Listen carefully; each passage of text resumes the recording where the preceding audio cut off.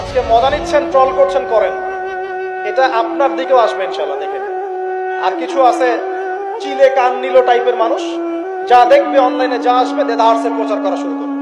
আর সবচেয়ে কষ্ট পেয়েছি আমি এখানে, কিছু আলেম ওলামাও এর পক্ষে সাফাই গাওয়া শুরু করেছে। এর পিছনে কি উদ্দেশ্য? উদ্দেশ্য হচ্ছে 1 নাম্বার ওয়াজ মাহফিলকে বিতর্কিত করা, নাম্বার 1। 1 নাম্বার উদ্দেশ্য ওয়াজ মাহফিলের যে চলমান সিলসিলা বাংলার মাটিতে চলছে, এই চলমান সিলসিলাকে বিতর্কিত করা একটা প্রধান উদ্দেশ্য। 2 নাম্বার, ওয়াজ মাহফিলের যেসব বক্তাদের মাহফিলে বেশি মানুষ আসে, এই বক্তাদেরকে জাতির সামনে এই বিতর্কিত করে উপস্থাপন করা। 2 নাম্বার। 3 নাম্বার, আপনি যদি একজন বক্তা বা আলেমকে বিতর্কিত করতে চান, 2টা ইস্যু লাগবে আপনার। 1, নারী কেলেঙ্কারি, 2, অর্থের কেলেঙ্কারি। মারো খেলাম আমরা, জুলুমের শিকার হলাম আমরা, আর উল্টা আমাদেরকে টাকার মতো ছোট্ট একটা বিষয়কে কেন্দ্র করে আমাদেরকে জাতির সামনে অপমানিত করা হচ্ছে।